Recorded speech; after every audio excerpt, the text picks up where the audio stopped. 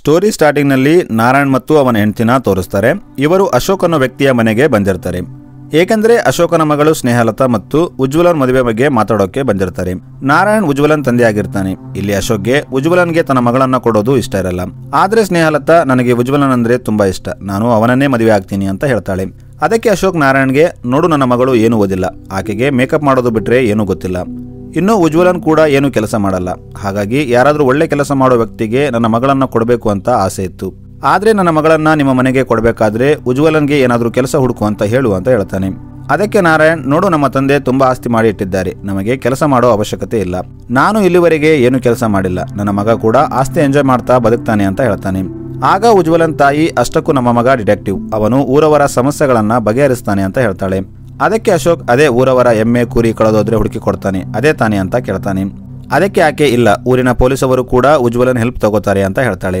ಅದಕ್ಕೆ ಅಶೋಕ್, ನಮ್ಮ ಊರಿನ ಪೊಲೀಸರ ಬಗ್ಗೆ ಹೇಳೋಕೆ ಹೋಗಬೇಡಿ, ಇನ್ನು ಆ SI ಸಚಿನ್ ಅವನೊಬ್ಬ ದಂಡಪಿಂಡ ಅಂತ ಹೇಳ್ತಾನೆ. ಈಗ ಸೀನ್ SI ಸಚಿನ್ ಕಡೆ ಶಿಫ್ಟ್ ಆಗುತ್ತೆ. ಇವತ್ತು ಒಂದು ನ್ಯೂಸ್ ಚಾನಲ್ ಸಚಿನ್ ಇಂಟರ್ವ್ಯೂಗಾಗಿ ಬರ್ತಿರುತ್ತೆ. ಅದಕ್ಕೆ ಸಚಿನ್ ಪ್ರಿಪರೇಷನ್ ಮಾಡ್ತಿರ್ತಾನೆ. ಇಲ್ಲಿ ಸಚಿನ್ ಕಾನ್ಸ್ಟೇಬಲ್ಗೆ, ಈ ವಿಷಯ ಉಜ್ವಲನ್ಗೆ ಹೇಳ್ಬೇಡ, ಇಲ್ಲಾಂದ್ರೆ ಎಲ್ಲ ಕ್ರೆಡಿಟ್ ಅವನಿಗೆ ಹೋಗುತ್ತೆ ಅಂತ ಹೇಳ್ತಾನೆ.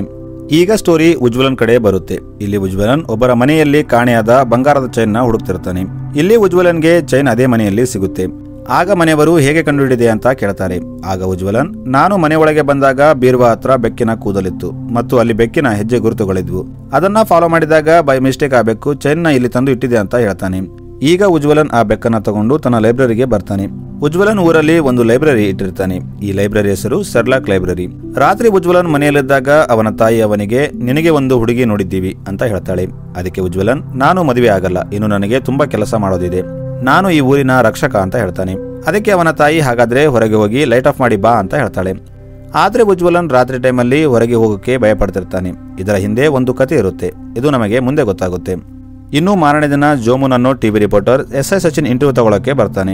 ಇಲ್ಲಿ SI, ಈ ಊರು ತುಂಬಾ ಶಾಂತಿಯಿಂದ ಇದೆ, ಇಲ್ಲಿ ಜಗಳ ಆಗಲಿ ಕೊಲೆ ಆಗಲಿ ಯಾವುದೂ ನಡೀತಿಲ್ಲ, ಇಲ್ಲಿ ಇನ್ನು ಸ್ವಲ್ಪ ದಿನಗಳಲ್ಲಿ ಈ ಊರಿನಲ್ಲಿ ಯಾವ ಕೇಸ್ ಆಗದೆ 50 ವರ್ಷ ಕಂಪ್ಲೀಟ್ ಆಗುತ್ತೆ ಅಂತ ಹೇಳ್ತಾನೆ. ಈ ಊರಲ್ಲಿ ಇಲ್ಲಿವರೆಗೆ ಯಾವುದೇ ದೊಡ್ಡ ಕ್ರೈಮ್ ನಡೆದಿರಲ್ಲ, ಆದ್ರೆ ಈ ಊರಲ್ಲಿ ಒಬ್ಬ ಕಳ್ಳ ಇರ್ತಾನೆ. ಆದ್ರೆ ಆತ ಕಳ್ಳತನ ಮಾಡಿದ ತಕ್ಷಣ ಸಿಕ್ಕಾಕೋತಿರ್ತಾನೆ. ಆದ್ರೆ SI ಇಂಟರ್ವ್ಯೂ ಕೊಟ್ಟ ಅದೇ ರಾತ್ರಿ ಒಬ್ಬ ವ್ಯಕ್ತಿ ಹೊಲದಲ್ಲಿ ಒಬ್ಬನೇ ಹೋಗ್ತಿದ್ದಾಗ ಅಲ್ಲಿ ಗೋಣಿಚೀಲದ ಮಾರ್ಕ್ಸ್ ಹಾಕೊಂಡಿದ್ದ ಒಬ್ಬ ವ್ಯಕ್ತಿ ಸುತ್ತಿಗೆ ಹಿಡಿದು ಅಲ್ಲಿಗೆ ಬರ್ತಾನೆ. ಈತ ಆ ವ್ಯಕ್ತಿಯನ್ನ ಸುತ್ತಿಗೆಯಿಂದ ಹೊಡೆದು ಸಾಯಿಸ್ಬಿಡ್ತಾನೆ. ಈಗ ಮಾರನೇ ದಿನ ಬೆಳಗ್ಗೆ ಊರವರಿಗೆಲ್ಲ ಇಲ್ಲಿ ಒಂದು ಕೊಲೆ ಆಗಿದೆ ಅಂತ ಗೊತ್ತಾಗುತ್ತೆ. ಸಣ್ಣ ಊರಾಗಿದ್ದರಿಂದ ಎಲ್ಲರೂ ಅಲ್ಲಿ ಬಂದು ಸೇರ್ತಾರೆ. ಇಲ್ಲಿ ಪೊಲೀಸರಿಗೂ ಇನ್ಫಾರ್ಮ್ ಮಾಡ್ತಾರೆ. ಆಗ SI ಸಚಿನ್ ಅಲ್ಲಿಗೆ ಬರ್ತಾನೆ. ಆದ್ರೆ ಅವನಿಗೆ ಏನು ಮಾಡ್ಬೇಕಂತ ಗೊತ್ತಾಗಲ್ಲ, ಏಕೆಂದ್ರೆ ಇಲ್ಲಿ ಮೊದಲು ಯಾವತ್ತೂ ಕೊಲೆ ನಡೆದಿರಲ್ಲ. ಅದಕ್ಕೆ ಅವನು ಪ್ರೊಸೀಜರ್ ಎಲ್ಲ ಮರೆತು ಹೋಗಿರ್ತಾನೆ. ಅದಕ್ಕೆ ಸಚಿನ್ ಒಬ್ಬ ಹುಡುಗನನ್ನ ಕಳುಹಿಸಿ ಉಜ್ವಲನ್ನ ಬರೋಕೆ ಹೇಳು ಅಂತ ಹೇಳ್ತಾನೆ. ಈಗ ಉಜ್ವಲನ್ ಬರ್ತಾನೆ. ಇಲ್ಲಿ ಉಜ್ವಲನ್ ಬಾಡಿ ನೋಡಿ ಏನು ಹೇಳದೆ ಸೈಡ್ಗೆ ಬರ್ತಾನೆ. ಏಕೆಂದ್ರೆ ಉಜ್ವಲನ್ ಮೊದಲ ಬಾರಿಗೆ ಒಂದು ಡೆಡ್ ಬಾಡಿನ ನೋಡಿದ್ದಕ್ಕೆ ಅವನಿಗೆ ವಾಮಿಟ್ ಆಗುತ್ತೆ. ಇಲ್ಲಿ ಸಚಿನ್ ಉಜ್ವಲನ್ಗೆ, ನೀನೇ ವಾಮಿಟ್ ಮಾಡಿದ್ರೆ ಹೇಗೆ, ನಾನು ಮೊದಲ ಬಾರಿಗೆ ಹೆಣ ನೋಡಿದ್ದೀನಿ, ನೀನೇ ಏನಾದ್ರೂ ಮಾಡು ಅಂತ ಹೇಳ್ತಾನೆ.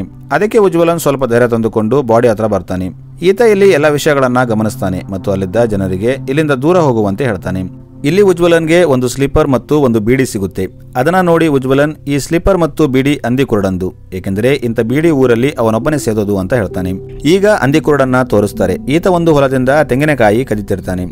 ಇಲ್ಲಿ ಅಂದಿಕುರುಡನ್ ಸಚಿನ್ಗೆ, ಉಜ್ವಲನ್ ಒಬ್ಬ ಹುಚ್ಚ, ಅವನ ಮಾತು ಕೇಳಿ ನನ್ನ ಮೇಲೆ ಆರೋಪ ಮಾಡ್ತೀರಾ ಅಂತ ಕೇಳ್ತಾನೆ. ಆದ್ರೆ ಉಜ್ವಲನ್, ಕೊಲೆಯಾದ ವ್ಯಕ್ತಿ ಒಂದು ಸಲ ನೀನು ಕಳ್ಳತನ ಮಾಡ್ತಿದ್ದಾಗ ರೆಡ್ ಹ್ಯಾಂಡ್ ಆಗಿ ನಿನ್ನ ಹಿಡಿದಿದ್ದ, ಅದಕ್ಕೆ ನೀನು ಕೋಪದಲ್ಲಿ ಅವನನ್ನ ಕೊಲೆ ಮಾಡಿದ್ದೀಯಾ ಅಂತ ಹೇಳ್ತಾನೆ. ಈಗ ಸಚಿನ್ ಅಂದಿಕುರುಡನ್ನ ಅರೆಸ್ಟ್ ಮಾಡಿ ಜೈಲಿಗೆ ಹಾಕ್ತಾನೆ. ಇದರಿಂದ ಊರವರು ತುಂಬಾ ಖುಷಿ ಆಗ್ತಾರೆ. ಇವರೆಲ್ಲ ಸೇರಿ ಉಜ್ವಲನ್ನ ತುಂಬಾ ಹೊಗಳ್ತಾರೆ. ಹೀಗೆ ಒಂದು ದಿನ ಉಜ್ವಲನ್ ಫ್ರೆಂಡ್ ಕೊರಿಯನ್ ಫಾರಿನ್ ಇಂದ ಊರಿಗೆ ಬರ್ತಾನೆ. ಈತ ಮದುವೆ ಆಗ್ಬೇಕಂತ ಬಂದಿರ್ತಾನೆ. ಇಲ್ಲಿ ಉಜ್ವಲನ್ ಕೊರಿಯನ್ಗೆ ತನ್ನ ಸಾಹಸ ಕಾರ್ಯದ ಬಗ್ಗೆ ಹೇಳ್ತಾನೆ. ಏಕೆಂದರೆ ಊರಲ್ಲಿ ಪೊಲೀಸರು ಸಾಲ್ವ್ ಮಾಡದ ಎಲ್ಲಾ ಕೇಸ್ನ ಉಜ್ವಲನ್ ಸಾಲ್ವ್ ಮಾಡ್ತಿರ್ತಾನೆ. ಇವರು ಒಂದು ಕಡೆ ಕೂತು ರಾತ್ರಿ ಕ್ಯಾರ ಮಾಡ್ತಿದ್ದಾಗ ನ್ಯೂಸ್ನಲ್ಲಿ ಕೊಲೆ ಆರೋಪದ ಮೇಲೆ ಅರೆಸ್ಟ್ ಆಗಿದ್ದ ಅಂದಿಕುರುಡನ್ ಜೈಲಿಂದ ಎಸ್ಕೇಪ್ ಆಗಿದ್ದಾನೆ ಅಂತ ಹೇಳ್ತಿರ್ತಾರೆ. ಇದರಿಂದ ಪೊಲೀಸರು ಎಲ್ಲರಿಗೂ ಜಾಗೃತಿಯಾಗಿರಿ ಅಂತ ಹೇಳ್ತಿರ್ತಾರೆ. ಈ ಕಡೆ ಒಂದು ದಿನ ಊರಲ್ಲಿ ನಾಟಕ ನಡೀತಿರುತ್ತೆ. ಆಗ ಒಬ್ಬ ವ್ಯಕ್ತಿ ಎದ್ದು ಅಲ್ಲಿಂದ ರಿಸರ್ಚ್ ಮಾಡೋಕೆ ಹೋಗ್ತಾನೆ.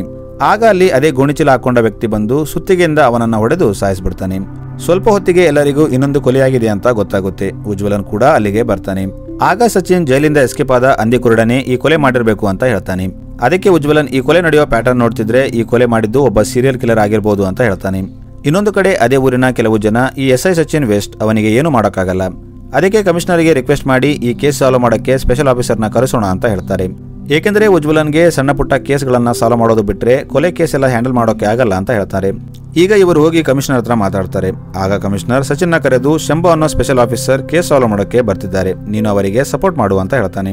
ಈಗ ಮಾರನೇ ದಿನ ಶಂಭು ಉಜ್ವಲನ್ ಊರಿಗೆ ಬರ್ತಾನೆ. ಇಲ್ಲಿ ಊರವರು ಶಂಭುಗೆ ಗ್ರ್ಯಾಂಡ್ ವೆಲ್ಕಮ್ ಮಾಡ್ತಾರೆ. ಶಂಭು ಕೂಡ ತುಂಬಾ ಖುಷಿಯಾಗಿರ್ತಾನೆ. ಶಂಭು ಇಲ್ಲಿ ಊರವರಿಗೆ ಒಂದು ಸ್ಪೀಚ್ ಕೊಡ್ತಾನೆ. ಶಂಭು ಇವರಿಗೆ, ಈ ಊರಲ್ಲಿ ಕೊಲೆ ಆಗಿದೆ ಅಂದ್ರೆ ನನಗೆ ನಂಬೋಕಾಗ್ತಿಲ್ಲ. ಇಂಥ ಊರಲ್ಲಿ ಕೊಲೆ ಅನ್ನೋದು ಅಸಾಧ್ಯವಾದದ್ದು. ಆದ್ರೆ ನನಗೆ ಇಂಥದೇ ಒಂದು ಕೇಸ್ ಬಗ್ಗೆ ನೆನಪಾಗ್ತಿದೆ. 1957ರಲ್ಲಿ ಅಮೆರಿಕದಲ್ಲೂ ಇಂಥದೊಂದು ಕೇಸ್ ನಡೆದಿತ್ತು. ಇದೇ ರೀತಿ ಅಲ್ಲಿ ಕೂಡ ರಾತ್ರಿ ವೇಳೆ ಕೊಲೆ ನಡೀತಿತ್ತು. ಅದಕ್ಕೆ ಅವರು ಆ ಕೊಲೆಗಾರನಿಗೆ ಬುಗಿಮ್ಯಾನ್ ಅಂತ ಹೆಸರಿಟ್ಟಿದ್ರು. ಸೊ ನಾನು ಕೂಡ ಈ ಊರಿನ ಬುಗಿಮ್ಯಾನ್ನ ಹಿಡಿತೀನಿ ಅಂತ ಹೇಳ್ತಾನೆ.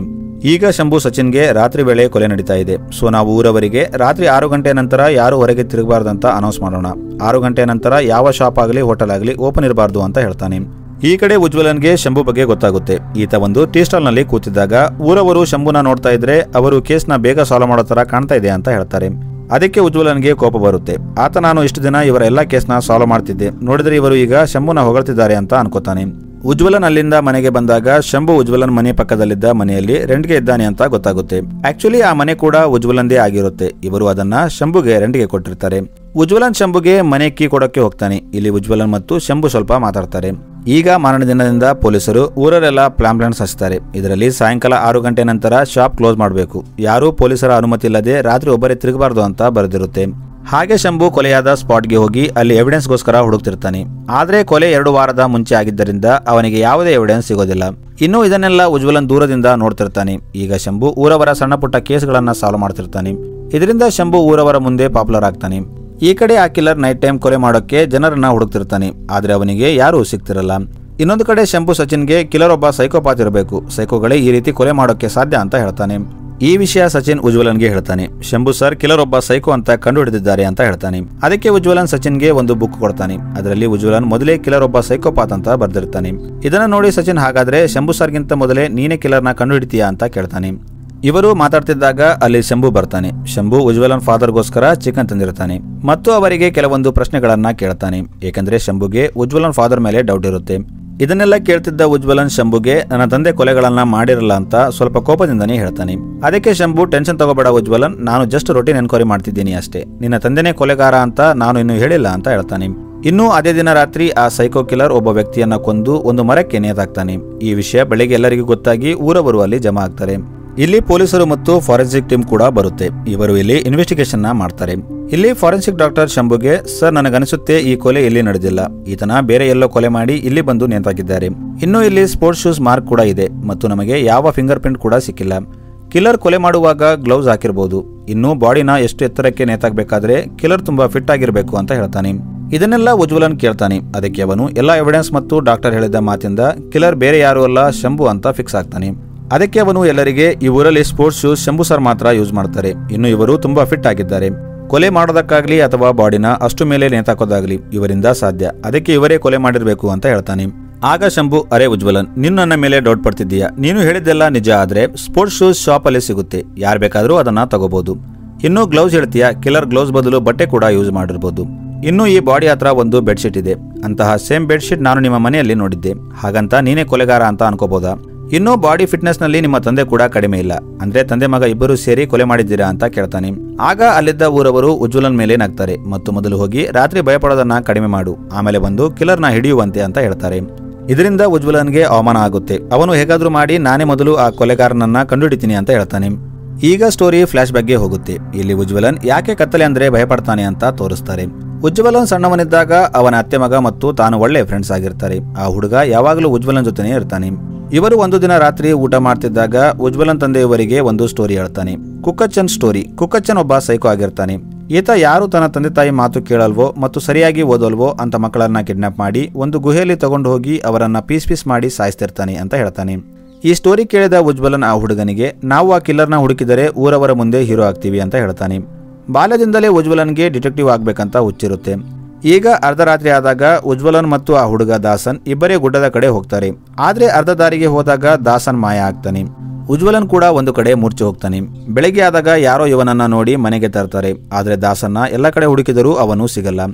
ಆಗಿಂದ ಉಜ್ವಲನ್ಗೆ ರಾತ್ರಿ ಅಂದ್ರೆ ಭಯವಾಗ್ತಿರುತ್ತೆ. ಆ ಒಂದು ಟ್ರೋಮಾ ಅವನ ಮೈಂಡಲ್ಲಿ ಫಿಕ್ಸ್ ಆಗಿರುತ್ತೆ.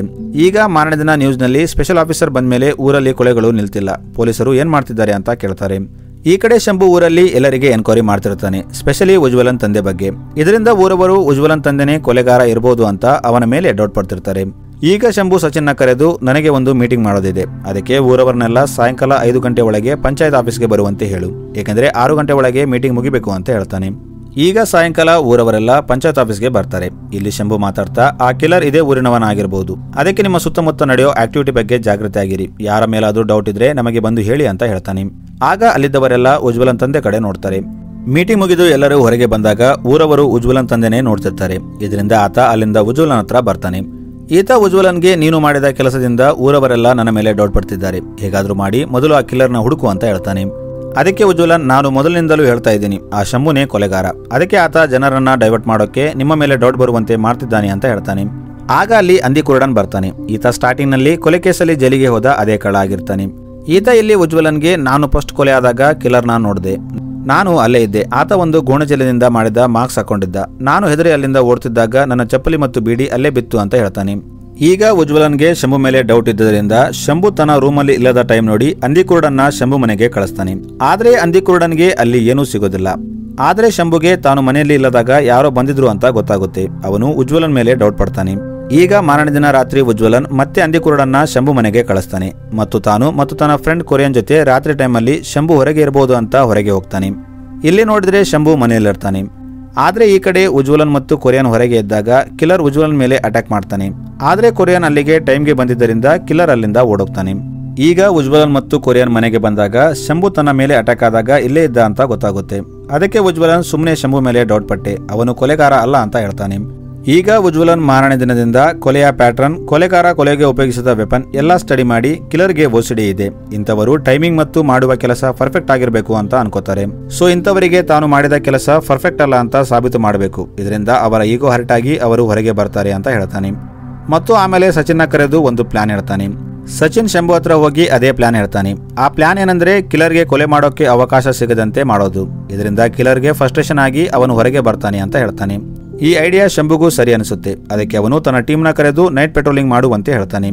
ಆದ್ರೆ ಸ್ವಲ್ಪ ದಿನ ಆದ್ಮೇಲೆ ಕಿಲ್ಲರ್ ಒಬ್ಬ ಪೊಲೀಸ್ನ ಸಾಯಿಸ್ಬಿಡ್ತಾನೆ. ಇದರಿಂದ ಊರವರೆಲ್ಲ ಶಾಕ್ ಆಗ್ತಾರೆ. ಇಲ್ಲಿ ಫಾರೆನ್ಸಿಕ್ ಟೀಮ್ ಬಂದು ಈ ಕೊಲೆ ಬೇರೆ ಕೊಲೆಗಳಿಗಿಂತ ಡಿಫ್ರೆಂಟ್ ಆಗಿದೆ, ಇಲ್ಲಿ ಕಿಲ್ಲರ್ ಮತ್ತು ವಿಕ್ಟಿಮ್ ನಡುವೆ ಸ್ಟ್ರಗಲ್ ನಡೆದಿದೆ, ಇಲ್ಲಿ ಕೊಲೆ ಪ್ಯಾಟರ್ನ್ ಅಲ್ಲಿ ಚೇಂಜಸ್ ಇದೆ ಅಂತ ಹೇಳ್ತಾನೆ. ಆಗ ಅಲ್ಲಿ ಉಜ್ವಲನ್ ಬರ್ತಾನೆ. ಇಲ್ಲಿ ಉಜ್ವಲನ್ನ ನೋಡಿ ಸಚಿನ್ ಅವನ ಮೇಲೆ ಕೋಪ ಮಾಡ್ತಾನೆ, ಏಕೆಂದರೆ ಕೊಲೆಯಾದ ಪೊಲೀಸ್ ಸಚಿನ್ಗೆ ತುಂಬಾ ಕ್ಲೋಸ್ ಆಗಿರ್ತಾನೆ. ಅದಕ್ಕೆ ಸಚಿನ್ ಉಜ್ವಲನ್ಗೆ ನಿನ್ನಿಂದಾಗಿ ನಾನು ಒಬ್ಬ ಪೊಲೀಸನ್ನ ಕಳ್ಕೊಂಡೆ, ಇನ್ನೊಂದು ಸಲ ಇಂಥ ಐಡಿಯಾ ತಗೊಂಡು ನನ್ನ ಹತ್ರ ಬರಬೇಡ ಅಂತ ಹೇಳ್ತಾನೆ.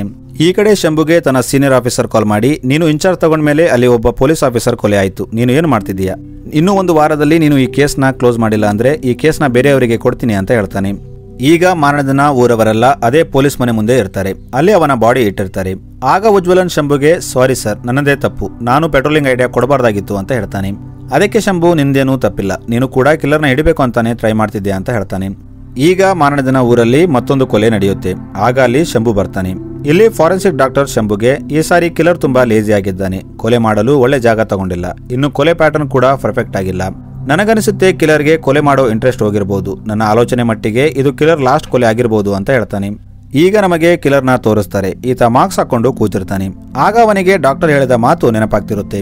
ಅದಕ್ಕೆ ಅವನು ಕೊಲೆ ಮಾಡ್ಬೇಕಂತ ಮಾರ್ಕ್ಸ್ ಹಾಕೊಂಡು ಹೊರಗೆ ಬರ್ತಾನೆ. ಇಲ್ಲಿ ಆ ಕಿಲ್ಲರ್ ಎಲ್ಲ ಕಡೆ ಯಾರನ್ನ ಕೊಲೆ ಮಾಡಬೇಕು ಅಂತ ಹುಡುಕ್ತಿದ್ದಾಗ ಅವನಿಗೆ ಒಬ್ಬ ಮಾರ್ಕ್ಸ್ ಹಾಕೊಂಡ ವ್ಯಕ್ತಿ ಕಾಣ್ತಾನೆ. ಕಿಲ್ಲರ್ ಅವನನ್ನ ನೋಡಿ ಅವನ ಹತ್ತಿರ ಹೋಗ್ತಾನೆ. ಆಗ ವ್ಯಕ್ತಿ ಅಲ್ಲಿಂದ ಓಡ್ತಾನೆ. ಆದ್ರೆ ಸ್ವಲ್ಪ ದೂರ ಹೋದ್ಮೇಲೆ ನಿಂತು ಬಿಡ್ತಾನೆ. ಆ ವ್ಯಕ್ತಿ ತನ್ನ ಮಾರ್ಕ್ಸ್ ತೆಗೆದಾಗ ಕಿಲ್ಲರ್ ಶಾಕ್ ಆಗ್ತಾನೆ, ಏಕೆಂದ್ರೆ ಅದು ಬೇರೆ ಯಾರು ಅಲ್ಲ, ನಿನ್ನೆ ಕೊಲೆ ಆದ ಅದೇ ವ್ಯಕ್ತಿ ಆಗಿರ್ತಾನೆ. ಈಗ ಸ್ಟೋರಿಯಲ್ಲಿ ಟ್ವಿಸ್ಟ್ ಓಪನ್ ಆಗುತ್ತೆ. ಅದೇನೆಂದರೆ ಇದೆಲ್ಲ ಉಜ್ವಲನ್ ಪ್ಲಾನ್ ಆಗಿರುತ್ತೆ. ಪೊಲೀಸ್ ಆಫೀಸರ್ ಕೊಲೆ ಆದ ಮೇಲೆ ಉಜ್ವಲನ್ ಸಚಿನ್ ಶಂಭು ಮತ್ತು ಊರಲ್ಲಿದ್ದ ಕೆಲವರ ಸಹಾಯದಿಂದ ಒಂದು ಫೇಕ್ ಮರ್ಡರ್ನ ಸೆಟಪ್ ಮಾಡ್ತಾನೆ. ಮತ್ತು ಅದು ಕಿಲ್ಲರ್ಗೆ ಗೊತ್ತಾಗಬೇಕಂತ ಊರವರ ಮುಂದೆ ಡಾಕ್ಟರ್ಗೆ ಕಿಲ್ಲರ್ಗೆ ಇಂಟ್ರೆಸ್ಟ್ ಹೋಗಿದೆ, ಅವನೊಬ್ಬ ಫೇಕ್ ಬುಗಿಮ್ಯಾನ್, ಅವನ ಕೊಲೆಯಲ್ಲಿ ಪ್ಯಾಟರ್ನ್ ಇಲ್ಲ, ಈ ರೀತಿ ಅವನ ಈಗೋಗೆ ಹರ್ಟ್ ಆಗೋ ಮಾತುಗಳನ್ನ ಹೇಳಿಸ್ತಾನೆ. ಇದರಿಂದ ಕಿಲ್ಲರ್ಗೆ ತನ್ನ ಈಗೋ ಹರ್ಟ್ ಆಗಿ ಅವನು ಒಂದು ಪರ್ಫೆಕ್ಟ್ ಕೊಲೆ ಮಾಡಬೇಕಂತ ಹೊರಗೆ ಬರ್ತಾನೆ. ಈಗ ಇವರು ಅವನನ್ನ ರೌಂಡ್ ಅಪ್ ಮಾಡ್ತಾರೆ. ಇಲ್ಲಿ ಅವರು ಕಿಲ್ಲರ್ ಮಾರ್ಕ್ಸ್ ತೆಗೆದಾಗ ಅವರು ಶಾಕ್ ಆಗ್ತಾರೆ, ಏಕೆಂದರೆ ಕಿಲ್ಲರ್ ಬೇರೆ ಯಾರು ಅಲ್ಲ, ನ್ಯೂಸ್ ರಿಪೋರ್ಟರ್ ಜೋಮುನ್ ಆಗಿರ್ತಾನೆ. ಈಗ ಶಂಭು ಜೋಮುನ್ನ ಸ್ಟೇಷನ್ಗೆ ತಂದು ಎನ್ಕ್ವೈರಿ ಮಾಡ್ತಾನೆ. ಈಗ ಜೋಮುನ್ ತನ್ನ ಸ್ಟೋರಿ ಹೇಳ್ತಾನೆ. ಸ್ಟೋರಿ ಹಿಂದಕ್ಕೆ ಹೋಗುತ್ತೆ. ಜೋಮುನ್ ಹುಟ್ಟಿದಾಗ ಅವನ ತಾಯಿ ತೀರ್ಕೊಂಡಿರ್ತಾರೆ. ಇದರಿಂದ ಜೋಮುನ್ ತಂದೆ ಅವನ ಸಾವಿಗೆ ಇವನೇ ಕಾರಣ ಅಂತ ಇವನನ್ನ ಪ್ರೀತಿನೇ ಮಾಡ್ತಿರಲ್ಲ. ಜೋಮುನ್ ಮನೆ ಬಿಟ್ಟು ಹೋಗೋ ಹಾಗಿರಲ್ಲ, ಅವನನ್ನ ಒಂದು ರೂಮಲ್ಲಿ ಲಾಕ್ ಮಾಡಿ ಇಟ್ಟಿರ್ತಾನೆ. ಆಗ ಜೋಮುನ್ ಜೀವನದಲ್ಲಿ ಒಬ್ಬ ವ್ಯಕ್ತಿ ಎಂಟ್ರಿ ಆಗುತ್ತೆ. ಈತ ಒಬ್ಬ ಟೀಚರ್ ಆಗಿರ್ತಾನೆ. ಈತ ಜೋಮುನ್ ಬಗ್ಗೆ ತಿಳ್ಕೊಂಡು ಅವನಿಗೆ ವಿದ್ಯೆ ಕಲಿಸ್ಬೇಕಂತ ಅವನ ತಂದೆಗೆ ಪರ್ಮಿಷನ್ ಕೇಳಿ ಅವನಿಗೆ ಟೀಚಿಂಗ್ ಮಾಡ್ತಿರ್ತಾನೆ. ಈತ ಜೋಮುನ್ಗೆ ತುಂಬಾ ಪ್ರೀತಿ ತೋರಿಸ್ತಾನೆ. ಜೋಮುನ್ ಕೂಡ ಈತನನ್ನ ತುಂಬಾ ಹಚ್ಕೋತಾನೆ. ಹೀಗೆ ಟೈಮ್ ಕಳೆಯುತ್ತೆ. ಜೋಮುನ್ ಈಗ ದೊಡ್ಡವನಾಗ್ತಾನೆ. ಒಂದು ದಿನ ಆ ಟೀಚರ್ ಜೋಮುನ್ಗೆ ಕೆಲವು ಬುಕ್ಸ್ಗಳನ್ನ ಕೊಟ್ಟು, ನಾನು 2 ವಾರ ಊರಲ್ಲಿರಲ್ಲ, ನಾನು ವಾಪಸ್ ಬರುವವರೆಗೂ ಈ ಬುಕ್ಸ್ನ ಓದು ಅಂತ ಹೇಳ್ತಾನೆ. ಕೋಇನ್ಸಿಡೆಂಟ್ಲಿ ಅದರಲ್ಲಿ ಬೂಗಿಮ್ಯಾನ್ ಅನ್ನೋ ಬುಕ್ ಕೂಡ ಇರುತ್ತೆ. ಈ ಬುಕ್ ಜೋಮುನ್ಗೆ ತುಂಬಾ ಇಷ್ಟ ಆಗುತ್ತೆ. ಅವನು ಅದನ್ನ ತುಂಬಾ ಇಂಟ್ರೆಸ್ಟ್ ಇಂದ ಓದ್ತಾನೆ. ಟೀಚರ್ ವಾಪಸ್ ಬಂದಾಗ ಜೋಮುನ್ ಆತನಿಗೆ, ನೀವು ಕೊಟ್ಟ ಬುಕ್ ತುಂಬಾ ಚೆನ್ನಾಗಿತ್ತು, ಅದರಲ್ಲಿದ್ದ ಕ್ಯಾರೆಕ್ಟರ್ ತುಂಬಾ ಇಷ್ಟ ಆಯ್ತು ಅಂತ ಹೇಳ್ತಾನೆ. ಜೋಮುನ್ ತನ್ನನ್ನ ತಾನು ಬೂಗಿಮ್ಯಾನ್ ತರ ಫೀಲ್ ಆಗಿ ಒಂದು ಹಂದಿನ ಸಾಯಿಸಿರ್ತಾನೆ. ಇದನ್ನ ಆತ ಟೀಚರ್ಗೆ ತೋರಿಸ್ತಾನೆ. ಆಗ ಟೀಚರ್ ಅದನ್ನ ನೋಡಿ ಶಾಕ್ ಆಗ್ತಾನೆ. ಆಗ ಅಲ್ಲಿ ಜೋಮುನ್ ತಂದೆ ಬರ್ತಾನೆ. ಈತ ಹಂದಿ ನೋಡಿ ಜೋಮುನ್ಗೆ ತುಂಬಾ ಹೊಡಿತಾನೆ ಮತ್ತು ಆಮೇಲೆ ಜೋಮುನ್ನ ಒಂದು ರೂಮಲ್ಲಿ ಲಾಕ್ ಮಾಡ್ತಾನೆ ಮತ್ತು ಟೀಚರ್ಗೆ ಕೂಡ ಬೈದು ಅಲ್ಲಿಂದ ಕಳಿಸ್ಬಿಡ್ತಾನೆ. ರೂಮ್ ಒಳಗೆ ಜೋಮುನ್ ತುಂಬಾ ಫ್ರಸ್ಟ್ರೇಟ್ ಆಗ್ತಾನೆ. ಅವನು ಪದೇ ಪದೇ ಡೋರ್ ನಾಕ್ ಮಾಡ್ತಾನೆ, ಆದ್ರೆ ಯಾರು ಓಪನ್ ಮಾಡಲ್ಲ. ಆದ್ರೆ ಒಂದು ದಿನ ಡೋರ್ ಆಟೋಮೆಟಿಕ್ ಆಗಿ ಓಪನ್ ಆಗುತ್ತೆ. ಜೋಮುನ್ ತನ್ನ ತಂದೆ ರೂಮ್ಗೆ ಹೋಗಿ ನೋಡಿದಾಗ ಅಲ್ಲಿ ಒಬ್ಬ ವ್ಯಕ್ತಿ ಮಾಸ್ಕ್ ಹಾಕೊಂಡು ತನ್ನ ತಂದೆ ಶವದ ಮುಂದೆ ಕೂತಿರ್ತಾನೆ. ಆಕ್ಚುಲಿ ಇದು ಅದೇ ಟೀಚರ್ ಆಗಿರ್ತಾನೆ. ಈತ ಜೋಮುನ್ಗೆ ಸುತ್ತಿಗೆ ಕೊಟ್ಟು, ಹೋಗಿ ನಿನ್ನ ಸಿಟ್ಟು ತೆಗಿ ಅಂತ ಹೇಳ್ತಾನೆ. ಇಲ್ಲಿ ಜೋಮುನ್ ತನ್ನ ತಂದೆ ತಲೆಗೆ ಆ ಸುತ್ತಿಗೆಯಿಂದ ಹೊಡೆದು ತನ್ನ ಸಿಟ್ಟನ್ನ ಕಡಿಮೆ ಮಾಡ್ಕೋತಾನೆ. ಈಗ ಜೋಮುನ್ ಆ ಊರನ್ನ ಬಿಟ್ಟು ಬೇರೆ ಬೇರೆ ಊರಿಗೆ ತಿರುಗಿ ಕೆಲಸ ಮಾಡ್ತಾನೆ ಮತ್ತು ಕೊನೆಗೆ ಉಜ್ವಲನ್ ಊರಿಗೆ ಬಂದು ಸೆಟ್ಲ್ ಆಗ್ತಾನೆ. ಎಲ್ಲ ಕರೆಕ್ಟ್ ಆಗಿ ನಡೀತಿರುತ್ತೆ. ಜೋಮುನ್ ತನ್ನ ತಂದೆಯನ್ನ ಬಿಟ್ಟು ಇಲ್ಲಿವರೆಗೆ ಯಾರನ್ನೂ ಕೊಂದಿರಲ್ಲ. ಆದ್ರೆ ಒಂದು ದಿನ ಜೋಮುನ್ ಕೆಲಸ ಮಾಡ್ತಿದ್ದ ನ್ಯೂಸ್ ಚಾನಲ್ ಓನರ್ ಬಂದು ಜೋಮುನ್ಗೆ ಒಂದು ಸಣ್ಣ ವಿಷಯಕ್ಕಾಗಿ ತುಂಬಾ ಬೈತಾನೆ. ಇದರಿಂದ ಜೋಮುನ್ಗೆ ತುಂಬಾ ಹರ್ಟ್ ಆಗುತ್ತೆ. ಅವನು ರಾತ್ರಿ ಕೆಲಸ ಮುಗಿಸಿ ಮನೆಗೆ ಬರ್ತಿದ್ದಾಗ ಮೊದಲು ಕೊಲೆಯಾದ ವ್ಯಕ್ತಿ ಅವನಿಗೆ ಸಿಗ್ತಾನೆ. ಈತ ಜೋಮುನ್ ಜೊತೆ ಮಾತಾಡ್ತಿದ್ದಾಗ ಆ ವ್ಯಕ್ತಿಯ ಮಗ ಅವನ ತಂದೆಗೆ ಅಡ್ಡ ಮಾತಾಡ್ತಿರ್ತಾನೆ. ಆಗ ಆತ ಅವನ ಮಗನಿಗೆ ಹೊಡೆದು, ದೊಡ್ಡವರು ಮಾತಾಡ್ತಿರುವಾಗ ಸುಮ್ಮನಿರು ಅಂತ ಹೇಳ್ತಾನೆ. ಆದ್ರೂ ಆ ಹುಡುಗ ಕೇಳದೆ ಪದೇ ಪದೇ ಹಾಗೆ ಮಾಡ್ತಿರ್ತಾನೆ. ಆ ವ್ಯಕ್ತಿ ಕೂಡ ಹಾಗೆ ಹೊಡಿತಿರ್ತಾನೆ. ಇದನ್ನ ನೋಡಿದ ಜೋಮುನ್ಗೆ ತನ್ನ ತಂದೆ ಕೂಡ ಇದೇ ರೀತಿ ಹೊಡಿತಿದ್ರು ಅಂತ ನೆನಪಾಗುತ್ತೆ. ಇದರಿಂದ ಅವನ ಒಳಗಿದ್ದ ಸೈಕೋ ಆಕ್ಟಿವೇಟ್ ಆಗ್ತಾನೆ. ಅದಕ್ಕೆ ಅವತ್ತು ರಾತ್ರಿ ಆ ವ್ಯಕ್ತಿನ ಸಾಯಿಸ್ಬಿಡ್ತಾನೆ. ಇದರಿಂದ ಅವನಿಗೆ ಚೆನ್ನಾಗನಿಸುತ್ತೆ. ಅದಕ್ಕೆ ಅವನು ಹೀಗೆ ಒಂದೊಂದಾಗಿ ಕೊಲೆ ಮಾಡ್ತಾ ಹೋಗ್ತಾನೆ. ಇದನ್ನೆಲ್ಲ ಕೇಳಿದ ಶಂಭು ಮತ್ತು ಉಜ್ವಲನ್ ಹೊರಗೆ ಬಂದು ಮಾತಾಡ್ತಾರೆ. ಇಲ್ಲಿ ಉಜ್ವಲನ್ ಶಂಭುಗೆ, ಸರ್, ಜೋಮುನ್ ಜೊತೆ ಇನ್ನೊಬ್ಬ ಕಿಲ್ಲರ್ ಇದ್ದಾನೆ. ಇವರಿಬ್ಬರು ಈ ಕೊಲೆಗಳನ್ನ ಮಾಡ್ತಿದ್ದಾರೆ. ಏಕೆಂದರೆ ಜೋಮುನ್ ರೈಟ್ ಹ್ಯಾಂಡರ್, ಆದ್ರೆ ಇಲ್ಲಿ ಕೂತಿರೋ ವ್ಯಕ್ತಿ ಲೆಫ್ಟ್ ಹ್ಯಾಂಡರ್. ಏಕೆಂದರೆ ಅವತ್ತು ಕಾಡಲ್ಲಿ ನನ್ನನ್ನ ಕೊಲ್ಲೋಕೆ ಬಂದಾಗ ಅವನ ರೈಟ್ ಹ್ಯಾಂಡ್ ನಲ್ಲಿ ಸುತ್ತಿಗೆ ಇತ್ತು ಅಂತ ಹೇಳ್ತಾನೆ. ಆಗ ಒಬ್ಬ ಕಾನ್ಸ್ಟೇಬಲ್ ಓಡಿ ಬಂದು, ಸರ್, ಊರೊಳಗೆ ಒಂದು ಗೋಡೆ ಮೇಲೆ ಏನೋ ಬರೆದಿದೆ ಅಂತ ಹೇಳ್ತಾನೆ. ಆಗ ಇವರು ಅಲ್ಲಿಗೆ ಹೋಗಿ ನೋಡ್ತಾರೆ. ಆಗ ಇನ್ನೊಬ್ಬ ಕಿಲ್ಲರ್ ಗೋಡೆ ಮೇಲೆ, ಜೋಮುನ್ನ ಇವತ್ತು ರಾತ್ರಿ 10 ಗಂಟೆ ಒಳಗೆ ಬಿಟ್ಟಿಲ್ಲ ಅಂದ್ರೆ ಕೊಲೆಗಳು ಕಂಟಿನ್ಯೂ ಆಗುತ್ತೆ ಅಂತ ಬರೆದಿರ್ತಾನೆ. ಇದನ್ನ ನೋಡಿ ಉಜ್ವಲನ್ ಇನ್ನೊಬ್ಬ ಕಿಲ್ಲರ್ನ ಹಿಡಿಯೋಕೆ ಒಂದು ಪ್ಲಾನ್ ಮಾಡ್ತಾನೆ. ಇಲ್ಲಿ ಉಜ್ವಲನ್ ಕಿಲ್ಲರ್ ಯಾರ ಮೇಲೆ ಅಟ್ಯಾಕ್ ಮಾಡಬಹುದು ಅಂತ ನಮಗೆ ಗೊತ್ತಾದ್ರೆ ನಾವು ಈಸಿಯಾಗಿ ಅವನನ್ನ ಹಿಡಿಬಹುದು ಅಂತ ಹೇಳ್ತಾನೆ. ಅದಕ್ಕೆ ಅವರು ಊರಲ್ಲಿ ಯಾರ ಮನೆ ಸ್ವಲ್ಪ ದೂರ ಮತ್ತು ಅಲ್ಲಿ ಕೂಗಾಡಿದ್ರು ಯಾರಿಗೂ ಕೇಳಲ್ವೋ ಅಂತ ಮನೆಗಳನ್ನ ಸೆಲೆಕ್ಟ್ ಮಾಡ್ತಾರೆ ಮತ್ತು ಆ ಮನೆ ಮುಂದೆ ಕಾಣದೆ ಪೊಲೀಸರು ವಾಚ್ ಮಾಡ್ತಿರ್ತಾರೆ. ಇವರು ಪ್ಲಾನ್ ಮಾಡಿದಂಗೆ ಕಿಲ್ಲರ್ ಒಂದು ಮನೆನ ಸೆಲೆಕ್ಟ್ ಮಾಡ್ತಾನೆ. ಕಿಲ್ಲರ್ ಮನೆ ಒಳಗೆ ಹೋಗಿ ಅಲ್ಲಿದ್ದವರ ಮೇಲೆ ಅಟ್ಯಾಕ್ ಮಾಡೋದ್ರಲ್ಲಿರ್ತಾನೆ. ಆಗ ಅಲ್ಲಿ ಶಂಭು ಎಂಟ್ರಿ ಆಗುತ್ತೆ. ಇಲ್ಲಿ ಶಂಭು ಮತ್ತು ಆ ಕಿಲ್ಲರ್ ನಡುವೆ ಫೈಟ್ ನಡೆಯುತ್ತೆ. ಇವರು ತುಂಬಾ ಅಗ್ರೆಸಿವ್ ಆಗಿ ಫೈಟ್ ಮಾಡ್ತಾರೆ. ಕೊನೆಗೆ ಶಂಭು ಆ ಕಿಲ್ಲರ್ ಮಾರ್ಕ್ಸ್ ತೆಗೆದಾಗ ಅದು ಜೋಮುನ್ ಆಗಿರ್ತಾನೆ. ಆಕ್ಚುಲಿ ಜೋಮುನ್ ಮತ್ತು ಅವನ ಅಣ್ಣ ಅವಳಿ ಜವಳಿ ಆಗಿರ್ತಾರೆ. ಸ್ಟೇಷನ್ ಅಲ್ಲಿದ್ದ ಜೋಮುನ್ ಪೊಲೀಸರಿಗೆ ತಾನೊಬ್ಬನೇ ಇರೋ ತರ ಸ್ಟೋರಿ ಹೇಳಿರ್ತಾನೆ. ಆದ್ರೆ ರಿಯಾಲಿಟಿಯಲ್ಲಿ ಅವರಿಬ್ಬರು ಇರ್ತಾರೆ ಮತ್ತು ಅವರಿಬ್ಬರು ಸೇಮ್ ಇರ್ತಾರೆ. ಇದರಿಂದ ಈಸಿಯಾಗಿ ಕೊಲೆಗಳನ್ನ ಮಾಡ್ತಿರ್ತಾರೆ. ಆ ಟೀಚರ್ ಇಬ್ಬರನ್ನ ತನ್ನಂತೆ ಸೈಕೋ ಕಿಲ್ಲರ್ ಆಗಿ ರೆಡಿ ಮಾಡಿರ್ತಾನೆ. ಈಗ ಇವರು ಕಿಲ್ಲರ್ನ ಅರೆಸ್ಟ್ ಮಾಡ್ತಾರೆ. ಶಂಭು ಉಜ್ವಲನ್ಗೆ ಕೇಸ್ ಸಾಲ್ವ್ ಮಾಡಲು ಹೆಲ್ಪ್ ಮಾಡಿದ್ದಕ್ಕೆ ಥ್ಯಾಂಕ್ಸ್ ಹೇಳ್ತಾನೆ. ಸೊ ಮೂವಿ ಇಲ್ಲಿಗೆ ಎಂಡ್ ಆಗುತ್ತೆ. Thanks for watching.